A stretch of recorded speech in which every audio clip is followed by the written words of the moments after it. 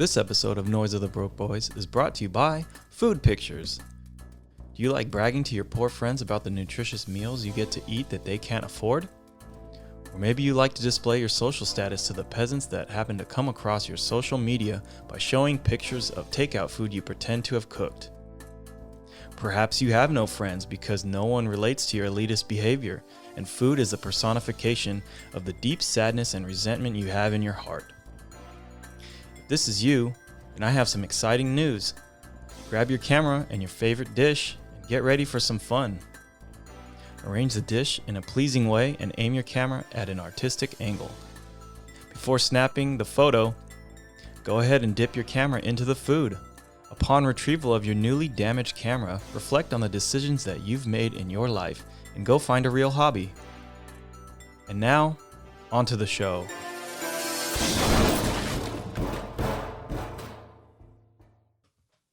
In this episode, I sit with a b-boy, educator, and community activist that I have tremendous respect for.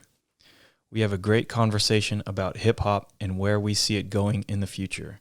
I'm very excited to get into it, so please enjoy this conversation with Guillotine of the Concrete Allstars. Thanks for the snacks, man. Hello, everybody, and welcome to the show. My name is Kurt Rock, and I'm joined today with Guillotine. How are you doing, man? Yo, what up? Feeling good, man. Thanks for having me on the show. I should have adjusted these mics a little bit before we started so that they're in your face a little bit better, so whoops. But it's okay. This is a low-budget show, so it's all good. So what's up, man? I know you're a busy guy because you're involved with like a lot of stuff, right? I know you do those, all those. Well, actually, how about you tell me what you're into? Because I know you got lots of stuff going on. Yeah, sure. Thanks, bro. Well, I mean, right now it's like the second day of the new year, so I'm lucky I get a little break. Mm-hmm. Most of my classes are like on school break right now, so just kind of getting some time to reset and get ready and kind of like get back in shape a little bit after the holidays. But what I've been doing lately for work is I work at Juice.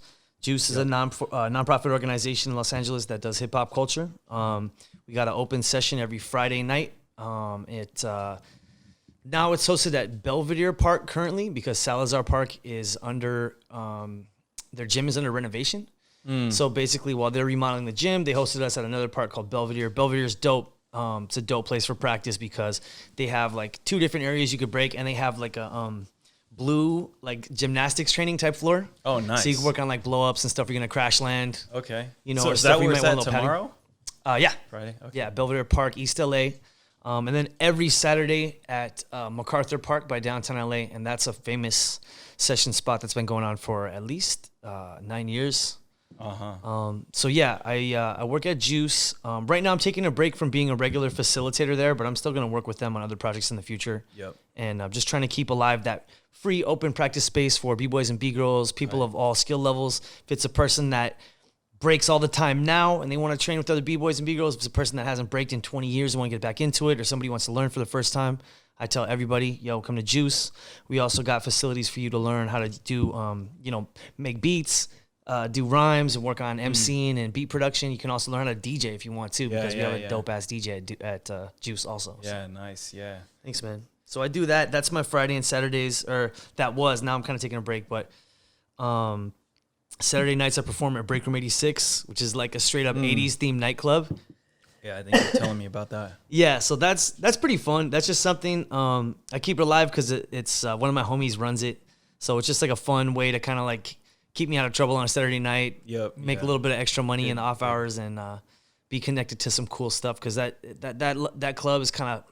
It's dope. It's kind of high end. We get to meet a lot of celebrities. Yeah, dude, I bet. Yeah, but not be bougie about it. You know, like we break there. Like we dress like we're from the '80s and come out and break. So it's dope. I like it. And then during the week, I work at I do a fitness program at an elementary school 4 days a week.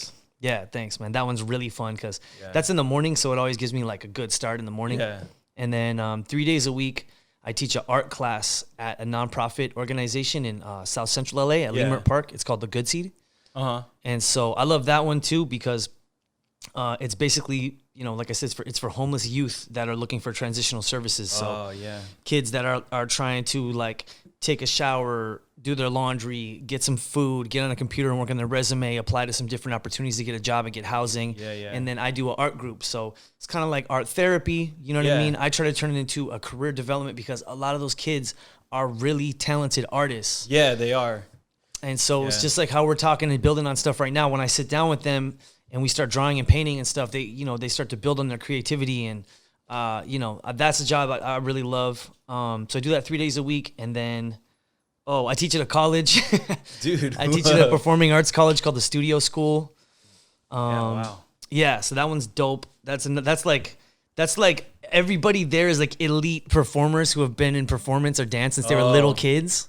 Yeah. So you got the like industry type of dancers and stuff, and they're kind of trying to learn some hip hop or something. Totally. And so that's another one I love. I have a very special love for that place because I come in there and just straight do b-boy shit and talk about blow-ups, not blow-ups, talk about doing solos, freestyling, battling, hip-hop history. Like I show my students like Style Wars documentaries like that. Yeah, because that's like, what's up.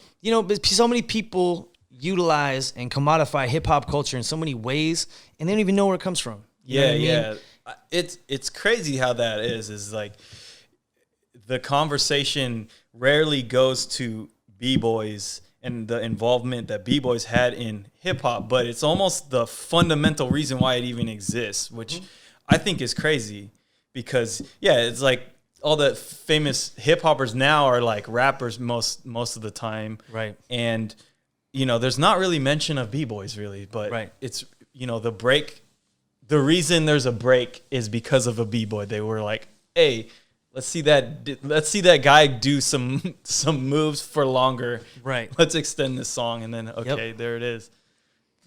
Yeah, man. So that's really dope because I get to educate those kids that are literally going directly into the entertainment industry. I get to teach them about like, foundation, footwork, where this comes from, the history, the influences.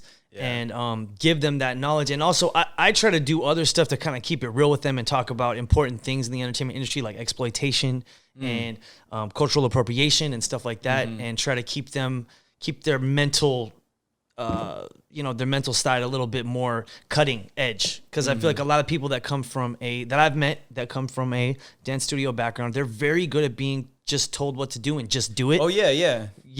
Without questioning or thinking or being like... thinking that's deeper about it. That's what drew me to breaking actually is because I didn't dance before it. I did martial arts and I was just sick. I was like, I mean, I love the martial arts, but I was like, man, it feels so restricting in a way because it's like, do this style.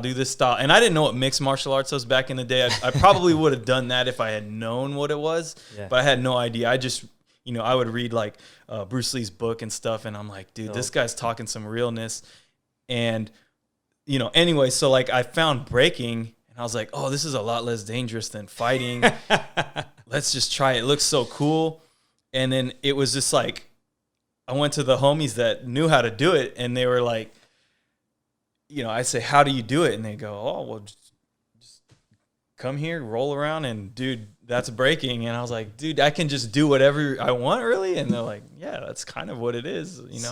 Here's some of the moves everybody else does, but, like do it your own way or else you're a biter. So, and so that's what really drew me in because I could just do whatever I wanted, which, at that age, I was a teenager. I just, that's all I wanted to do in the first place is do whatever I wanted. So it drew me in really quickly. And same thing with my brother. That's what's up. But going back to what you're talking about with your classes, with all these different people, it's kind of similar to what my mother does. And I don't know if my brother's talked to you about that. Actually, similar to what my brother does too.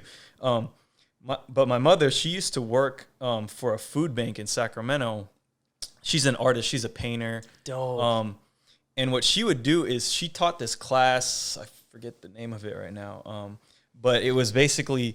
it's called Women's Wisdom, which women that were in I guess, difficult situations in their life, like, you know, they're homeless, whatever, something, you know, they've been abused or whatever, they could come to the food bank. They would help them out with different things, food, shelter, whatever they need, classes to get back on their feet. Mm-hmm. And a lot of them, you know, had like, you know, such a rough time that they said, okay, we need to give these women some creative things too. And so that's where my mom came in. She was like, oh, here, I'm a painter. Let me teach some classes. So she would come in, teach awesome. Classes. And she found that these women, you know, once they were in the studio with her, they would just kind of go wild, you know, let the true artist kind of come out. And so, you know, eventually she started doing art shows with the women that were part of her program. That's awesome. You know, letting people do it. I'm pretty sure they sold some of the artwork for a lot of money, actually. That's dope, man. So, you know, so it was kind of a skill that they all learned as some kind of stress relief, but it became maybe something that they were really passionate about and that they could actually make maybe some money on. Yeah, that's great, man. So I totally understand what you do and the importance of it, because it's like creativity. I think it's highly overlooked, definitely in school, and it doesn't get emphasized as you become an adult. And I really think that is one of the, you know, fundamental things of as a human that we strive to have. Yeah, I totally agree with you. And to piggyback on that, I think a lot of the professional routes of a person coming from a creative background, they take the creativity out of it. They do. You know, like just in particular as an artist, you know, I've been an artist since I was a little kid. I always loved to draw. You know, my first kind of like stab at doing more professional type of artwork was like, you know, I drew all the pictures in the school newspaper and the school yearbook and stuff like that. And you draw your girlfriend's name and you draw pictures for people. But then when you get to a college age and you go, okay, I'm an artist, what can I do? And you're like, oh, graphic design. Mm-hmm. And I just was never really that excited by it. And now years and years later, I've done work where I've worked with graphic designers, and a lot of the ones that work for big corporations, they don't like it because it's like a corporate office environment. Yeah. And you're not using your creativity to create something new. You're creating I'll just give you an example. I worked at a toy company as a structural prototyper. This is just part-time work, helping out a friend's like studio shop where they all worked in. And we would meet the designers, and I was kind of thinking like, oh, this is cool. It's a designer. Like, this is what I would be if I went to like art school. And they're like, oh man, I fucking hate my job, and I hate this person, and my boss is a dick, and they want to tell me to design all these toy packaging, and it's whack. And I always felt like, wow, you know, you have that what's the word I'm looking for? Like, everything's laid out. You have your insurance, you have your 9 to 5, the reliability of having that career, but you're not in control of it and you don't even like it. Stuff like that makes me really sad to see an artist like they're like an art slave, you know? No, I totally understand that kind of thing. I work as an engineer, and like, there's creativity in it, but not much at all. And, you know, in a lot of ways, you're kind of like a paper pusher and stuff. And so, you know, breaking has always been like my creative outlet to kind of get my mind off of this number crunching and all this other stupid shit, and just kind of exercise the other side of my brain to do, you know, some other stuff. And that's kind of what this podcast is too, is like finding out what makes other creatives tick, and you know, kind of giving me my own thing to like do whatever the hell I want with, you know, put some dead flowers in a trash can, for instance, or paint this stupid shit. That's dope, man. I haven't painted in so long, actually, but I used to paint all the time. It's fresh, dude. I like the trash can. It's kind of like a thing for me now.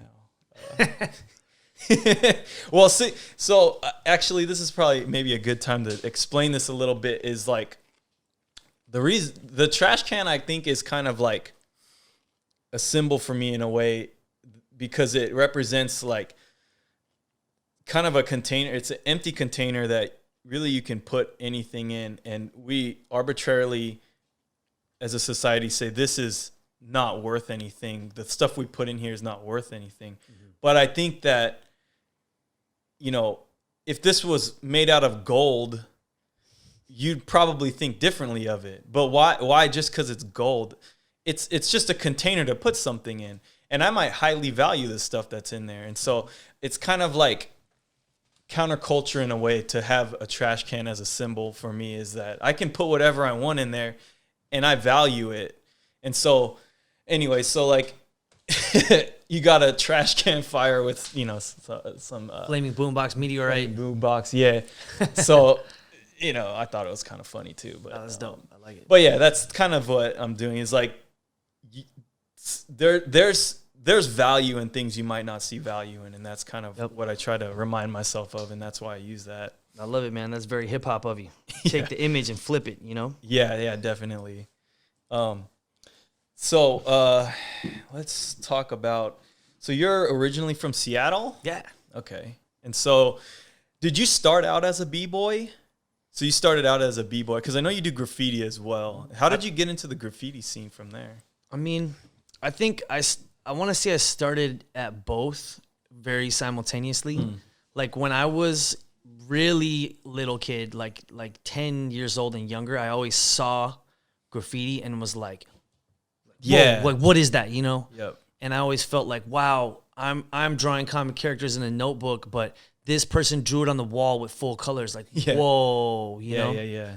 And that was always like something I was kind of obsessed with. And then same thing with when I would see kids break, because sometimes here and there I would see people break randomly, and I'd be like, that's the craziest movement. Like that's like something I really want to do, because it's just, there's something so original about it, but very organic about it. You know? And I was obsessed with martial arts too. When I was a kid, when I was in middle school, I used to take Taekwondo. Oh, cool. Yeah. I did too. Yeah. Right. And so when I would see kids break, I was like, around that same time, I was also watching a lot of like kung fu movies. Oh yeah. And then also I started to get into Wu-Tang Clan. That was like the first hip hop that I started listening to. Yeah. And they use like kung fu sounds in their hip hop music, and so I was like, this is all kind of tied together. Yeah. You know. And then when I got a little older, I think I was like 14, I saw this documentary called Style Wars, and that comes from the 80s, and that was just like a blueprint that gave me all the info I needed. And once I saw that, I was like, bam, that's me. I'm gonna learn about graffiti and get good at it, and I'm gonna learn about breaking and learn how to break. So no, I feel like I have a similar story. Is you know, kind of like always seeing it, going like, what is that? It's really cool. I wonder what that's all about. And then just, you know, coming across just a slew of information. It probably was Style Wars that I watched. There was some documentary I watched a long time ago, but yeah, it was just like, this is what hip hop is. And I was like, okay, that is everything I wanted it to be. And so I'm glad that that's what it is, because this is tight. This is hype. I'm all about it. So let's go. And I was maybe only like 14 or something at the time. So that was like, you know, it just all clicked to me. And then it was almost like I was always a hip hopper and then didn't know what it was called until I was like introduced to it. You were already moving congruently with it. Yeah. And so, so that's dope. So what do you think about the age of hip hop? It's like, because I was talking to someone earlier today about it, is I realized that hip hop is, you know, 50 years old maybe. Crazy. Dude, and, you know, I have been deeply into the scene for almost 20 years and maybe invested into it even a little bit longer than that before I even knew what it was really. And that's like a third of the time to a half of the time that it's even been alive. I was like, whoa, what the heck? That's kind of a crazy thing to realize. Totally. That it's such a young thing and that it's ever growing. It's not like some of the other things that we see out there. It's like we are, whether we understand this or not, we are like still the beginning pioneers, I guess, of like what hip hop is going to be in like 100 years. Exactly, you know? dude. It's kind of crazy to think about that. Yeah, I love that. And I think that, you know, another thing we see now, because guys like me and you are at that age where we're getting married, settled down, having kids. And so now if you're a dad who comes from hip hop, you want to take your kids to like, like dads do dad stuff. Like, oh, they get their kid in sports or music or whatever. But you can take your kid to Breakin, take him to an open practice spot, have him break, or get him into DJing or rhyming or art, graffiti art, and like that's a thing now. I think that's beautiful. I think it's so cool to see how it's gone all the way around the world and come back. You know what I mean? And we have people like from other countries that took up hip hop because they loved it and ended up influencing our hip hop culture in America. Yeah. I think that's so dope, dude. And it's always blowing my mind to see the level that hip hop is taking it to. Like every time there's something new, like, oh man, there's a Netflix series about hip hop. Oh dude, there's all these new docs about it. Oh dude, there's another movie about hip hop. Like, oh shit. Like I love that because I feel like people are passing it on in the right way. Yeah. There's obviously, I'm sure we'll get into it. There's obviously some stuff from our generation where we look at it like, what? Yeah. What is that? Yeah. But to me, that's also a part of it. And you got to take that with it and keep alive what you think is important. It's like a martial art. We got to keep the style alive. So yeah, actually I have a question.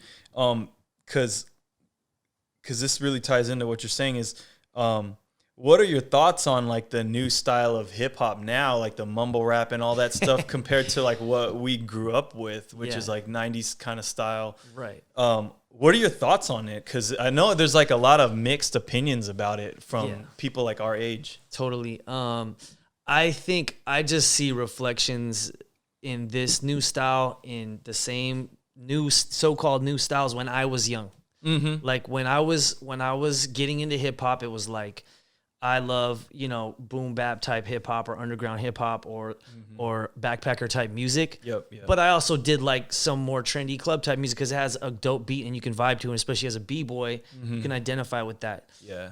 But then there was I got to admit, I specifically remember hating on like Cash Money Millionaires, No Limit type because I was like, okay, you guys are kind of using a commercial or superficial type of information base in your raps, where these other MCs are talking about positivity, knowledge, creativity, something different. If you're gonna say it the same way, you have to flip it, make it different.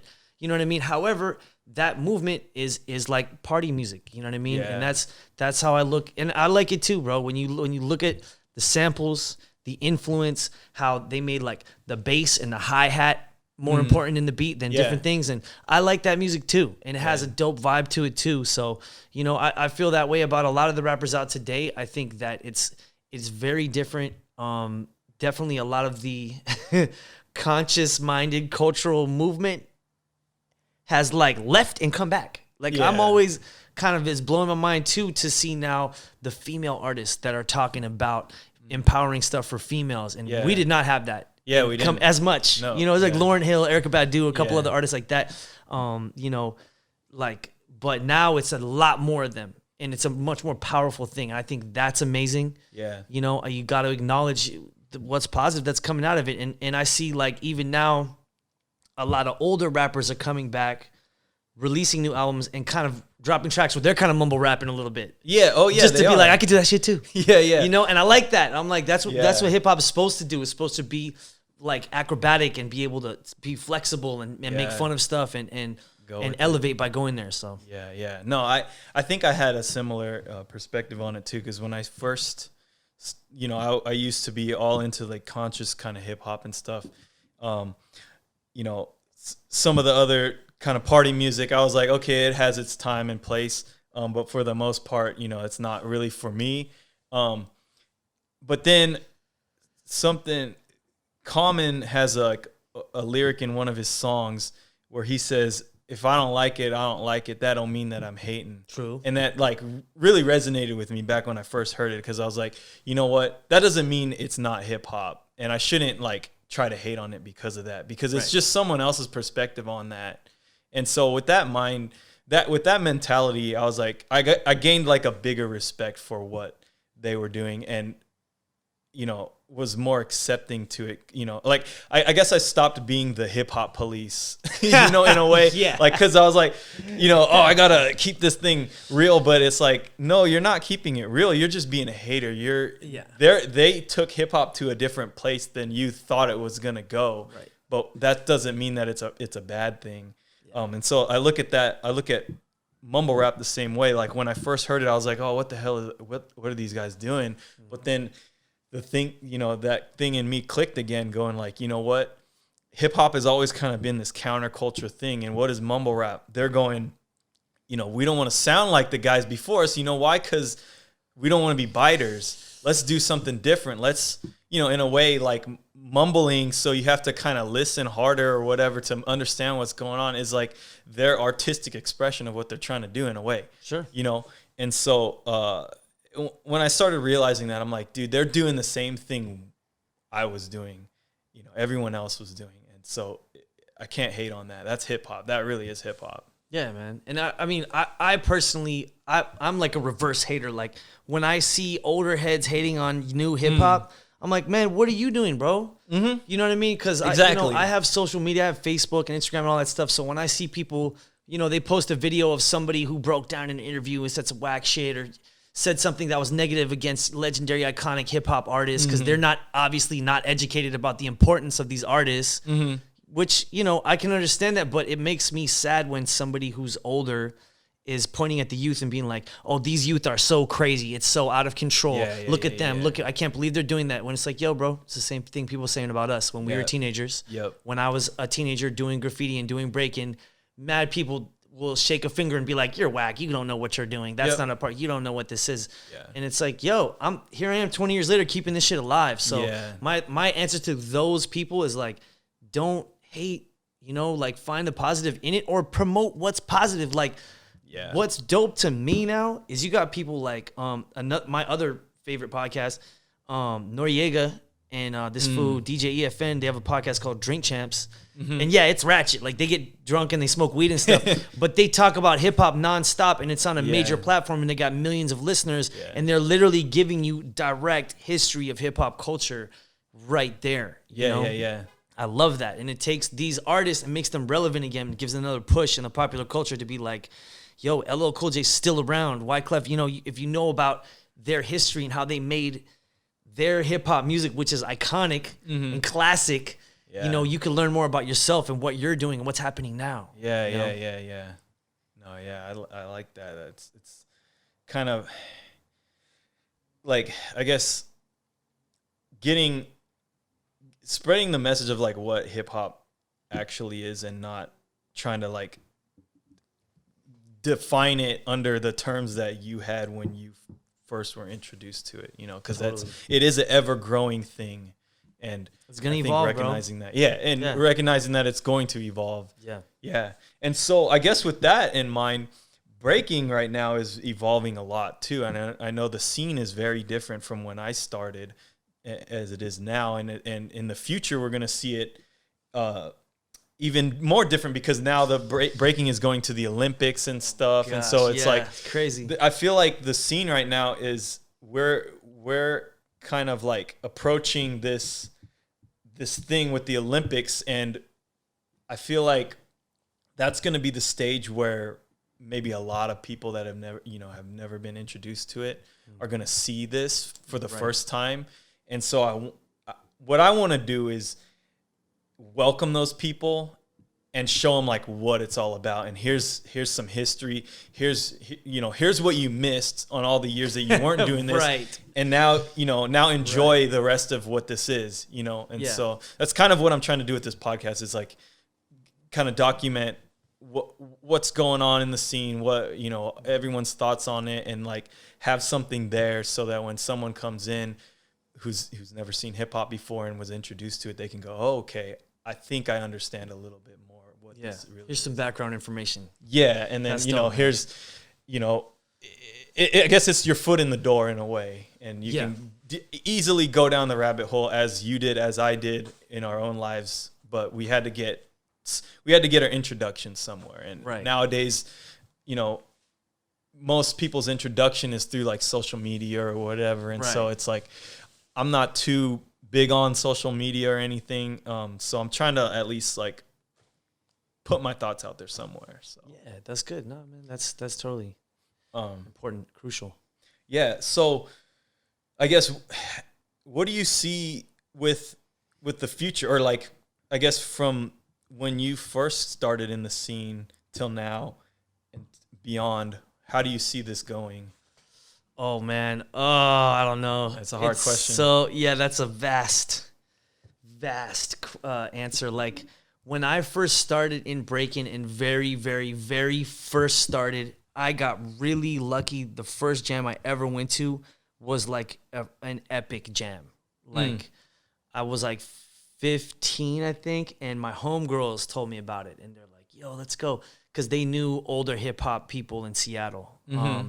And so we went, and I think the jam is called Breakbeats, and it's a jam that Crazy Legs was throwing on a tour where he'd throw them all over the place. And so it was so dope. All these B-boys from all over the West Coast came, and that was the first jam I ever went to, and I got to see like LA Breakers, Cavemen in Ruin, Iron Monkey, Energetic, all these people from down here in LA and the Bay Area, people like B-Boy Wicked, B-Boy Ivan, all the people from Seattle, like the young Massive, before they were Massive Monkeys, I think. The younger, like Circle of Fire people, and see all these styles. Like I specifically remember just looking at people, how they were dressed and how they would dance. And I'd be like, wow, everybody here has their own style. Like there was a kid and he had a kung fu suit, like a silk kung fu suit and a Kangol hat. And he was doing like kung fu movements with his hands. I was like, oh shit, that's so sick.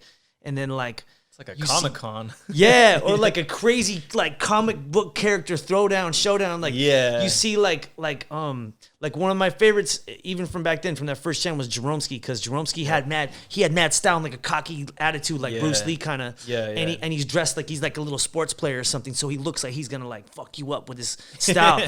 And then like Caveman looked like a badass, you know. He looked like from the street, like he could whoop your ass. Oh yeah, I'm sure. But then he's gonna do some hard ass like shoulder halo, impossible type movements, you know, like. And so that was my first introduction to b-boying and hip hop. Yeah. And that's one of the things that I think has kind of left a little bit, is like that aspect where you want to look at the next person and go, nah, homie, I dance differently than you. Yeah. You know? Because, A lot. Yeah, no, I think that's right. Is back then it was like you recognized people's styles and that they were good at what they're doing, but you're like, yo, my style is better, and then this is what I bring to the table. And now I think it's more like people approach it and they go, wow, I like what that guy's doing.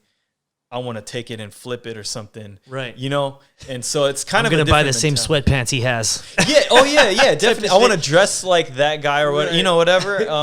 It's kind of, and I have a feeling it has something to do with the social media world, is that a lot of people get their kicks on social media, and, you know, they see, you know, someone who's popular there, and they go, okay, let me try to emulate what this guy does, because he is obviously popular on, you know, on social media or whatever. Right. And so, I think the jam, the aspect of events and like getting ready for events and jams and stuff is not so important anymore, because you can still get the clout you were striving to get on social media now. Right. Whereas before, it's like, there is no social media. There's barely an internet. It's just this jam this month, and that's it. Exactly. Go hard. And I mean, there was maybe one jam. Yeah, there was one jam that you knew there was going to be a ton of people at. Right. And you were going to see a ton of B-boys there. And all the other days, the only people you saw break was your crew of, you know, probably 3 to maybe 10 people if you were lucky, you know? And so that jam was like so freaking important to you that you were like, dude, okay, I gotta make sure that I'm hitting everything. And if someone's trying to battle, I'm going to smoke them or whatever, you know, you're coming correct every single time. And so it's kind of different. Yeah. I think too, there was that influence in hip hop. Like, I mean, once again, taking it back to the mumble rap thing, you could see how part of the coolness of it is the conformity to be like, it's lit, it's wet, look at what's up in that bed, you know, like if I can follow this formula, I can find success and be cool kind of thing. Whereas with the original, or not the original, but you know, when I was getting into it, it was like, okay, but flip it though, like don't act like the last person. Don't let that be a standard of coolness or a key to unlock your, street cred or whatever. Keep pushing it. Like flip the shit in another way to show that you actually are more creative and more intelligent and you can push this thing further. So I think that's kind of a big change that happened. And I think with the dress code, I feel like there was so much more other stuff involved in hip hop that was coming in, and part of it was like street culture, gangster stuff, martial arts, sport wear culture. You know what I mean? And after a while, it became like instead of looking like a character, I think you wanted to look like you could do more flares than the next person. You know what I mean? Oh, like, yeah. Kind of like I will win by doing more instead of like I will win by being totally different. Yeah. Does that make sense? Yeah. I don't know. No, that makes a lot of sense. Yeah. I mean, I just look at B-Boy. I guess I think the most definitive thing you could see is that people that break in this era versus people that break in like late 90s or so, it's hard to pin a style to that like late 90s, early 2000s era. But nowadays it's like I can probably think of maybe a handful of B-boys that probably define that era very much so. And it'd be like somebody who's somewhat well-rounded, has like, decent power, every blow up type of freeze or whatever, right. Enough basic footwork to like, do a really nice CC or something. And, basically that kind of formula that works on the like BC1 level. Right. Yeah. And so to take it a little further, this is one thing that I see as very popular now. It's a style of breaking. I call it one of everything. And the dude comes out and does one of everything. He does one top rock, one burn, one go down, one footwork, one transition, one spin, one freeze, one blow up, one beat hit, and that's it. And I feel like in their mind, they're like, I just did everything. You can't beat that. Like, oh, yeah. It's like, yo, you had no style. You did the same. Like, shout out to those B-boys that you described, because to me, those are the people now that are pushing this culture to new audiences and being the main influence now. That's like, this is what B-boying is, so you have to be good like that. So I think that is a part of it. It's important to respect that. But I think a lot of the younger heads, because of YouTube and social media, that's how they're consuming it. Yeah, they're sort of taking this to like basically pushing in the sporting direction rather than like back then it was like, nah, don't do that. You're being a biter right now. Or like, nah, man, come on, dude. Like, be different. Or like you literally go in a group with your friends. You say, we're all going to be different from everybody else, but we're going to be together on this. Yeah. And so, I mean, I think there's still a lot of crews that do that, which is dope. I'm not trying to say that stopped. It's just a lot of the jams and practices that I go to, I see a lot of B-boys that are like the one of everything style. Everything. Yeah, that's a way of describing it. That's all good. Yeah. No, one guy that I've always liked a lot is Yon. He's crazy. Like, and the reason I like him so much is that he's not a one of everything B-boy, but if say your style is just you love just doing top rocks or something, and you battle that guy, he's gonna answer you with just top rocks, and he might smoke you. He's gonna rock your ass. Yeah, he's gonna go. And then if say you're just a power head or something, and you just do power against him, he might go, okay, well, here's some power moves too, right? And he might smoke you too. So it's kind of like totally. He is like an everything B-boy, but he does have a definitive style too. He has like a vocab in each of those things. He's got a huge vocabulary. Right. Yeah, that's what it is. He's a dictionary of just styles, or I don't know what to say, but he's just different elements of b-boying. And another thing that he does, which I like, is he throws his own style into it. You could see he's a guy that has obviously a very flexible back. You know what I mean? He's always doing like crazy rainbows where his foot's almost touching the ground, and back bends and crazy dolphin dives in and out of his power and shit. And like, that's dope. That's he discovered that probably very early on in his breaking, and that's like part of his style. He's a person that, if you see a silhouette of him breaking, you'll recognize him. Yeah. You know? Mm-hmm. And that, to me, those are always the greatest ones, because they have their style of how they move is like comes from the shape of their body, and then also probably their background, you know what I mean? And then going from there. Yeah. Yeah, he does it really well. And what I'm talking about is where like sometimes I'll watch him and I'll go like, dude, what the heck did that guy just do? And I'll like have to rewatch the video or whatever, or hope there was a video that I could rewatch of it.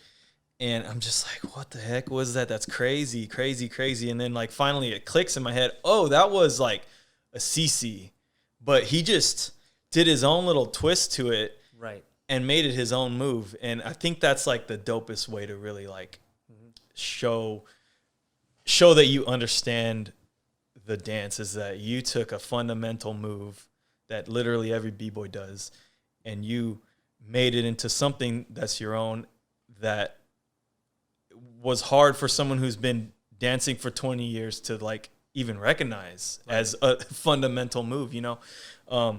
And I think the first person I ever saw do that was Migas from Boogie Brats.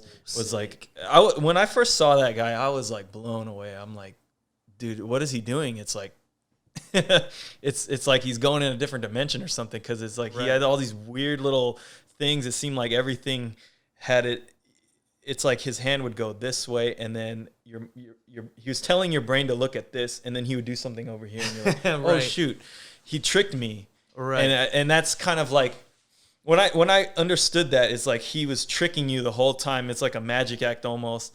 It made me want to like kind of do that. Is like trick you into thinking I'm gonna do something and then do something else, because I was like, that is like such a cool way to kind of blow someone up in a way. I call it flow up instead of like blow up.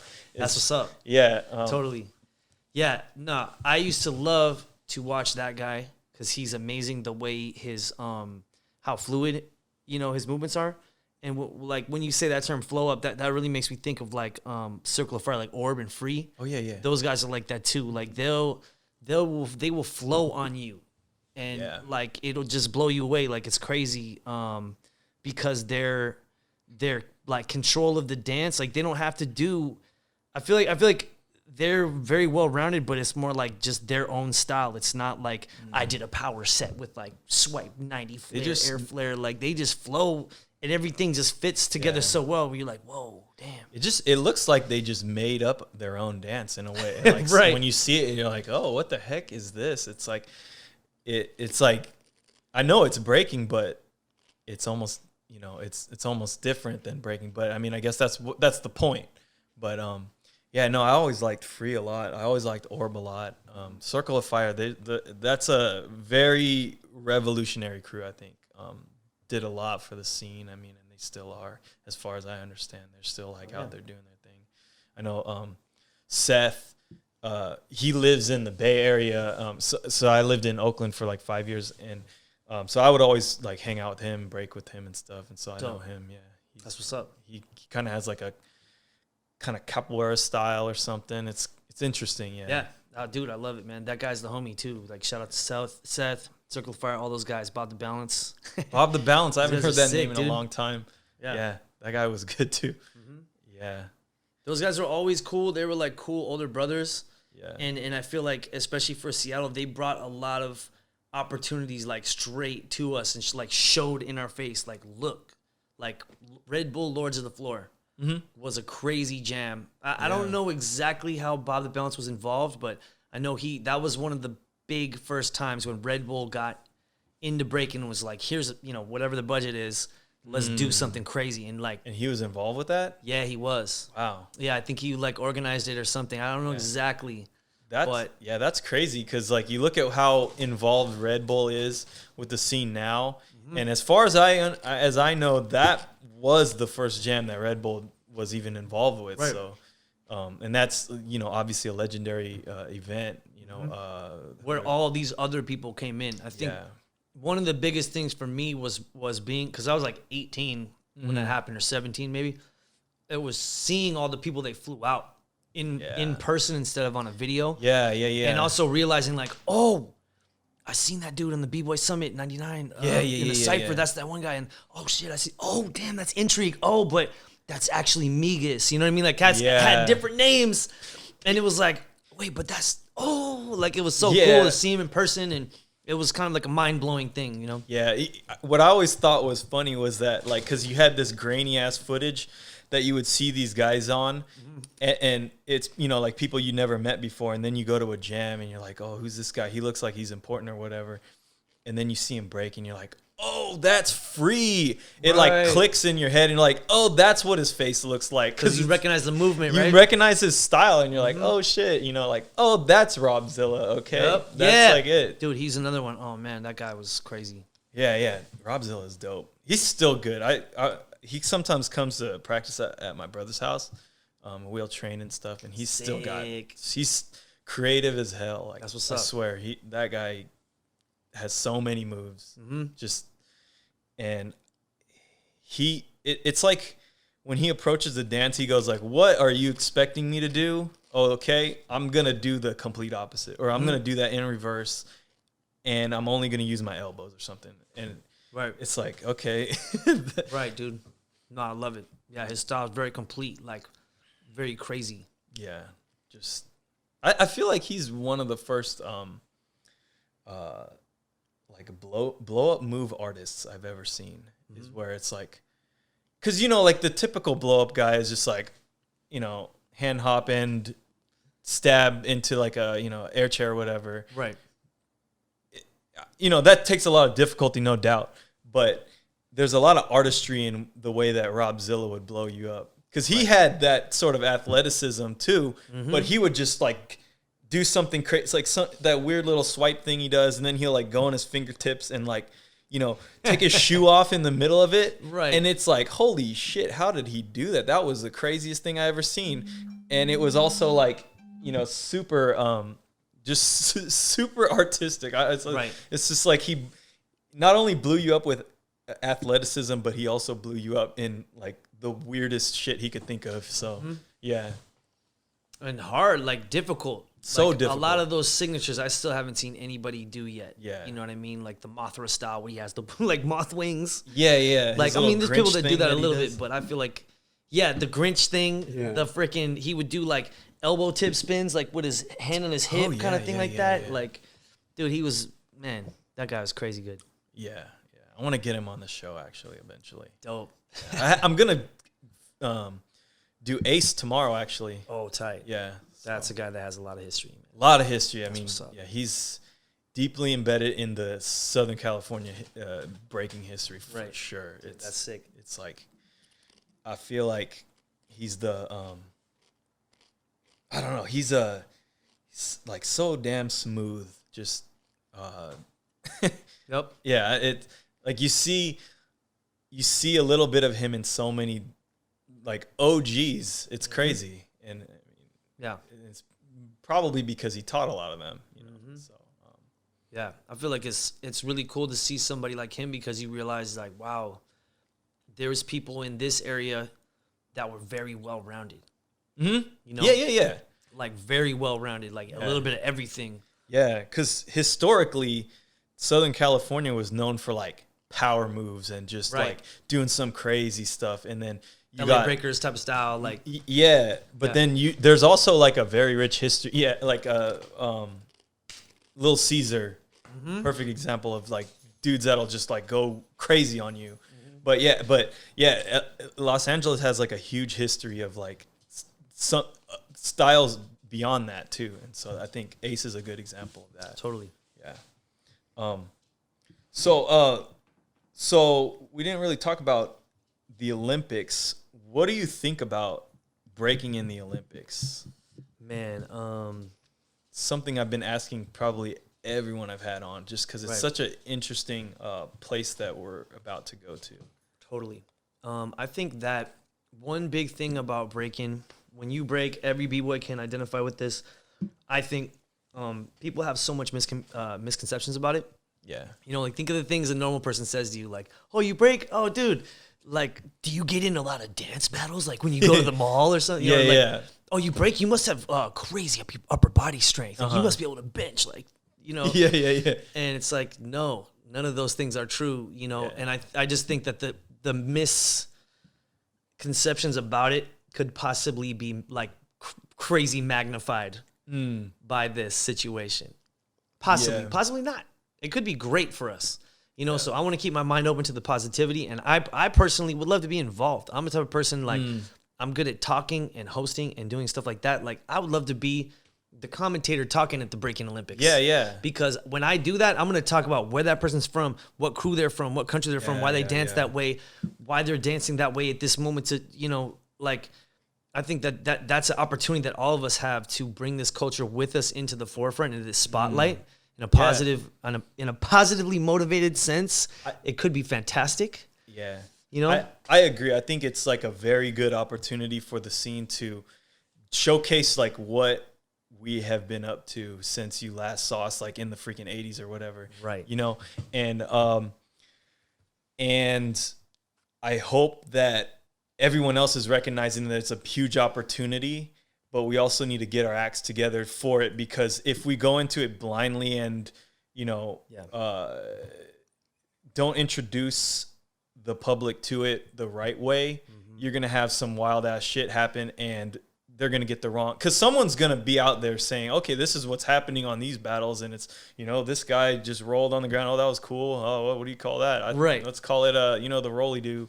You know, you don't want that to happen. Yeah. And so it almost like commentators are probably the most important thing, at least for the introduction to everyone else into the scene. Because in my mind, the battling is going to happen.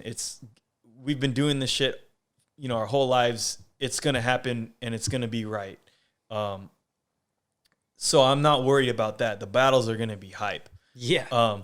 But I'm more afraid of like how the public is going to be introduced to it. And so that's why, again, I think this podcast is a good way to like give the call to everyone that there needs to be some thought into this before we just kind of blindly step into it. Yeah. I mean, and I think another really big aspect of the culture that we are seeing a shift, with recent, you know, big sponsored battle formats, is that you compromise the music. You can't play James Brown, Eric B. and Rakim. It's a damn shame. Big Daddy Kane, Chubb Rock, Yeah. Wu-Tang, you know, all these classic break beats and funk tracks and hip-hop tracks, and this whole body of music that's has educated B-boys and hip-hop people so much about hip-hop music. Like, I love breaking music so much that it made me learn about music.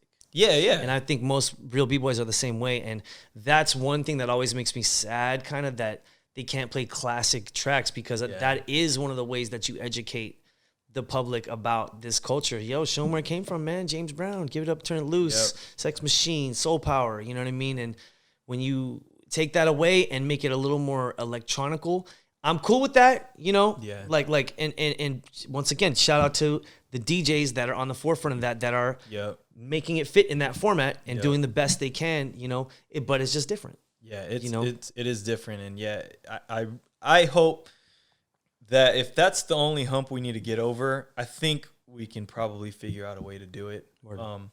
And I think DJs like Bless One and Lean Rock and Flag and, you know, countless others have been doing a really good job of like keeping kind of the essence of like what we do in the music that they produce themselves. But I mean, but these guys are not just producers. They're like very, very talented DJs. When you give them already established music, they make it go crazy. So it's like, I really hope that we can pull that back into the scene more. And I think it's a damn shame that it's kind of come out. And I think it maybe has to do with, you know, copyrights and all that kind of junk. But with that corporate influence, when you're streaming it live and thousands to millions of people are viewing it, the copyrights, right? So, yo, maybe it won't be an issue. I remember watching the Olympics, and hey, they do like floor routines and the routine with figure skating where they're listening to music. That music's copyrighted. Yeah, I mean, they probably have to get it cleared, so it's maybe just a really crappy exercise of just saying, here's the music we want to play, let's see what we can get cleared. And you know, maybe it's like, here's 200 tracks, let's cut it, you know, let's see what goes through. Okay, it's only 100, let's see what we can do with 100. Maybe that's what you got to do. But it'd be nice to see that come back into, and especially on the stage of the Olympics, where a lot of people are going to see it, you know. And with that being said, I think the other thing that I am a little bit worried about is how judging is going to happen in the Olympics, because it's like, I think breaking is such a like a subjective thing, right? You know, you're judging an art form, and I think most b-boys understand this, that you win or lose a jam, and it's not that you actually won or lost. It's more that the judges, maybe they liked your style or didn't like your style that day, you know? And so there's a lot of opinion involved with that. I mean, the most unbiased judge is still biased. And that's because no matter what they do, you know, no matter how many things they try to draw away from swaying their opinion, they're still going to go, all things being equal, this style versus that style, what breaks the tie? I like that guy's style better than that guy's style. Mm-hmm. Everything else being equal. No flops, you know, perfect execution of everything, right. Same difficulty or whatever, mm-hmm. Same musicality. What breaks the tie? It's always going to be, I like that style more than that one. Right. So to me, that there's an inherent bias in there. Mm-hmm. So knowing that, how do you reconcile that in the Olympic setting where you need to have some objective criteria to judge on? Because you can't just point with your hand, right? Yeah, you have to have like a because that's how we traditionally do it, is we point to the winner, who we think wins the battle, mm-hmm. Usually like round for round or whatever way you judge. But you know, for the Olympics, you got like Keiko's here. You're gonna need some kind of criteria to judge on that is stable for everything. Right. Yeah, and I'm trying to figure out a good way to do that. You know what I mean? Right. Yeah. Because I guess for like gymnastics, right? You got, you know, usually there's like a floor routine, and they'll say, okay, I'm going to do these moves or whatever, and then it's all point system. Point system. They'll deduct based on how you executed or whatever. So a lot of it just has to do with execution, and I think you can probably do that for breaking, is give an execution score, but I don't think that's going to really cut it for what we need it to do, because you know, you can execute a whole lot of trash right nicely, well, you know what I mean, or a whole lot of biting very nicely, and maybe exactly, you know, where do you cut that kind of stuff out, you know? And that's where you get this creative score. I don't know how you do that though. I don't know, man. To me, I feel like the creative score would be like one of the most important parts, because otherwise, when you're quantifying everything, it's just going to be about who could do the most flares and the most head spins. You know? It's going to be whatever kid has the longest power set's going to win, probably, right? If you're just like, you know, like a score for like your legs were straight or something. Yeah. And that's another thing, is like people have different styles how they do power even. Yeah. The most quantifiable part of breaking, right? So how do you even determine what a set in stone score is going to be? Yeah. You know, and then how do you score footwork, originality, style, burns? You know, are you gonna get a penalty if you freaking, you know, make a gun with your hand and put it in the dude's face? Or if you do stuff that's already involved in breaking, but it's like not involved in other sports. Yeah, like they don't want to see that in that groin. You know what I mean? Like, are you gonna be penalized and stuff like that? Yeah, I'm afraid that's probably gonna happen. Right.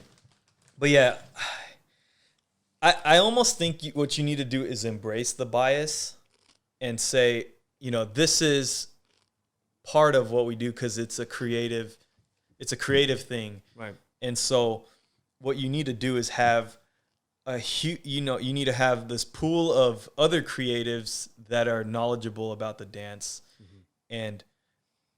and give their opinion on what happens. And I mean, yeah, you can give them criteria like what is a good execution and bad execution score, and they can factor that into what their overall opinion is. But I think if you somewhat embrace it a little bit, mm-hmm. but try to weed out the bad opinions by having tons of judges. Oh, okay. You know, so like traditionally we only have like 3 judges, maybe 5 judges for a battle, right? Mm-hmm. I'm thinking like, what if for the Olympics you just had like 20 judges? Oh, well, you know, because in a way, I think it actually stays kind of true to what breaking is like back before any competitions existed, you were battling. Say me and you are battling. Like, what are we trying to do? We're trying to blow the other person up, right, and have the crowd go like, "Oh, that guy got burned." You know what I mean? Right. And so in a way, these judges are the crowd, except they're not just like bystanders. They're like qualified. They're very knowledgeable people, and they have their opinion holds a lot of weight now. And so I think if you had that, it would at least get rid of, you know, the few guys that are like trying to vote for their homies or whatever. Right. You know, hopefully you can vet out. That's always going to be a thing, dude. Hopefully you can. Yeah, it will be. Yeah.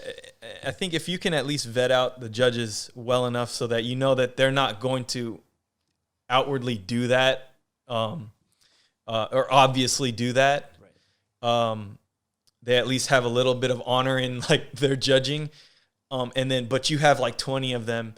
And yeah, we know that it's probably going to happen a little bit unconsciously, but it's going to get weeded out because you have this multitude of judges from different countries, different backgrounds, different eras, giving these opinions on it. So you have a diverse judge panel. A diverse judging panel. I almost think that's maybe the fairest way to do it, and still hold true to what breaking is. Well, because that way too, if you got 12 judges or 15 judges on your side, you know you really won. Yeah. If you got that many people, saying that you got it, then that's a little bit easier, I think, to accept. Yeah, because all these other judging systems, while I think it's like they're trying to nail down criteria for judging, I think they're also showing the holes in judging.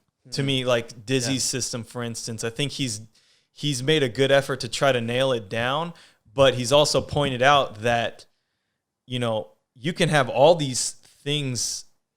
You could score 100% on his scorecard, but I could still think you lost. Right. Like if you went back to the example of like Jan, right? Say you had the one of everything B-boy versus Jan, who he just does his like typical little flow kind of move and hits a crazy freeze. You know, he'd probably score high in certain things and not high in other ones if you just did something like that. And then maybe you had some other guy that hits whatever, and maybe he scores really high in all these categories. Right. In Jizzy's system, I think maybe that guy would win, but in another system, you'd probably go with Jan, I would think. Totally. Because he's just, you know, maybe he's mastered that style so much more than this guy. And that depends on the outcome of what it is we're going for here, right? Yeah. And so I think with Dizzy's system, what it's pointed out to me, at least, is that it tailors you to have a certain style to win that kind of battle, but inherently you don't need to do that to be a good b-boy. And so I think he's at least like given good categories for what can constitute a good b-boy, but I also think that there's other categories. I also think you shouldn't just have one single person judging on each of those categories, because again, you're introducing a lot of bias that you probably don't want to have in it. So totally. My perspective is that you'd have all of the judges vote on each of those aspects.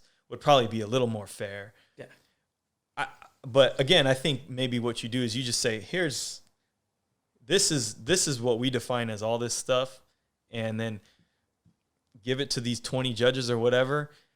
They can use it or they can't. It doesn't matter. Yeah, they just do what they want. They like do that. what they want. It's like, I trust that they have the experience and knowledge to know like what they like and what they don't. Right. And they can back up their opinion. I guess the issue then comes where the public might come forward and go like, okay, well, why did this guy win and that guy didn't win? And then now you got a whole slew of people giving bunch of commentary on why that is, and there's nothing objective about it. It's just, my opinion was this, my opinion was this, my opinion was this, and you sum it all together to say, okay, that's why that guy edged over this guy. I don't know, but I think this is the conversation that needs to happen in the totally, so we can have some kind of like basis. Yeah. I'm sorry to interrupt, but can I go to the bathroom real quick? Oh yeah. Sorry, yeah, I drank like a gallon of water today. Oh shoot, no. What were we talking about?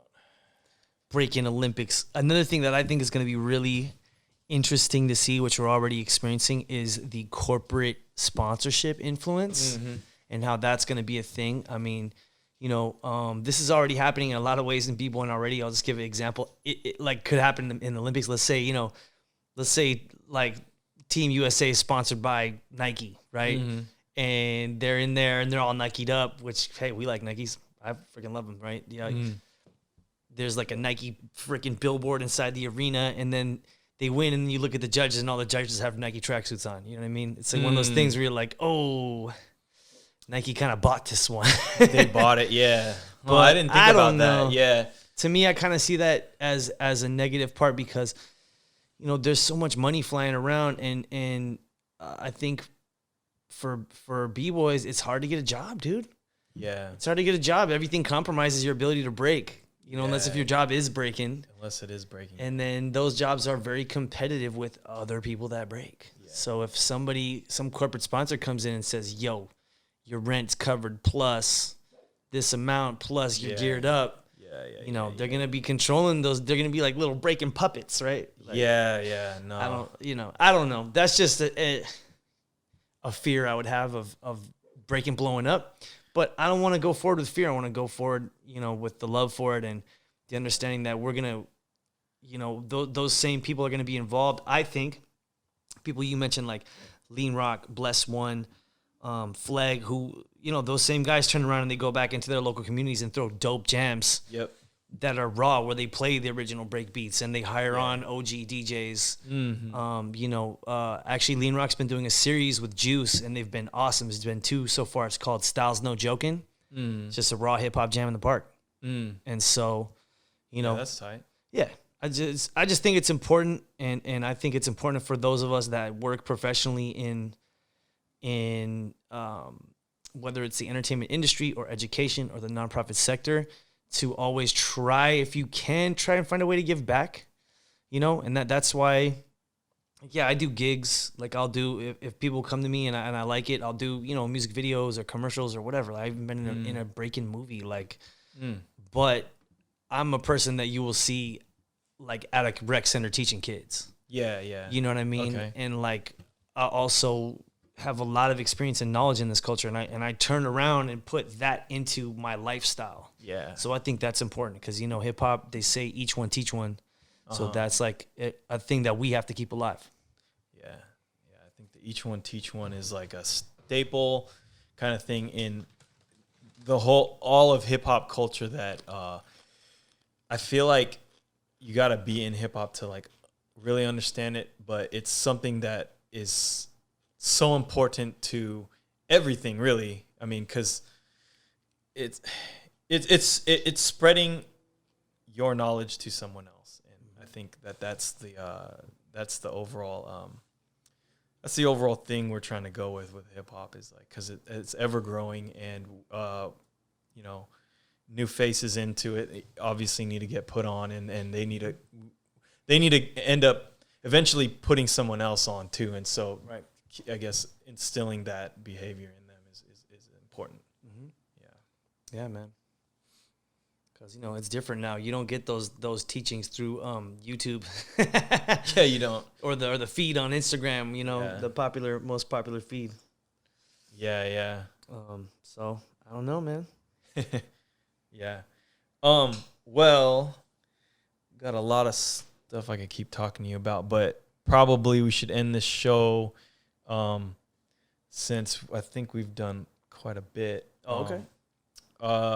Well, so it's good having you. I'd love to have you on again. There's tons to talk to you about. I know you've been doing tons of stuff in your career and in hip hop, and so like, do you want to plug anything before we end this show? Yeah, let me see here. If I could real quick, I would definitely want to say, if you come to LA, you want to come to practice, come to Juice. All the info is on Facebook, Juice Hip Hop, or Instagram at Juice Hip Hop. And that's just a classic practice spot, you know. Another thing that's very important is letting people know when people come to you with those misconceptions and they say like, oh, you know, like, where can I take a class to learn breaking? It's like, yo, none of us learn in a class. We learn from an open session. Tell people that. Let them know. Yeah. This is a community thing. It's not just, like I'm sure a lot of people did. And nowadays, even more people, have learned in a class, but then they graduated and started going to open practice. I would say, don't let not finding a class stray you away from it. And don't be afraid to take a class. I mean, that's good that there's resources out there, but obviously none of us took classes and we figured out how to do it. So it's, it's there, and there's tons of people out there to help you out. And so they'll point you in the right direction. And then, as you get more into it, there's classes, there's tons of resources. Yeah. My brother has his YouTube channel. If you want to just learn some moves and stuff, it's tons of stuff out there. Yep, there is. And with that, I feel like the more that we can uphold each other and push each other up and give each other resources and honor each other as teaching artists, as OGs, as, like you said, like soldiers in the culture, that's the best, because we're basically making ourselves more valuable to each other.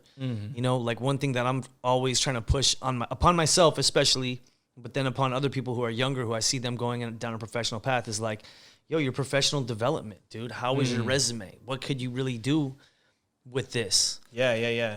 And I love that. I like living here in LA. I've gotten so many crazy opportunities. Like I've done work as a cultural ambassador of the United States in other countries. Wow, that's interesting, bro. And I love it. And one of the reasons is because when somebody asks me to make a 2-week long program and a curriculum, I'm like, yeah, I'll give it to you tomorrow. Like when people ask me to do something professionally, and this is as an artist too, I always say yes if I want to do it. Yeah. And I feel respected as whatever I'm doing. I always say yes, and I always bust my ass to do my best, because bam, now I could say I'm a cultural ambassador. That's you know tight. what I mean? And it just expands. It expands the dimensions of your resume, dude. Yeah. You know what I mean? And the stuff you could do. Like hip hop is legit. Why do you think people get paid millions of dollars to do it?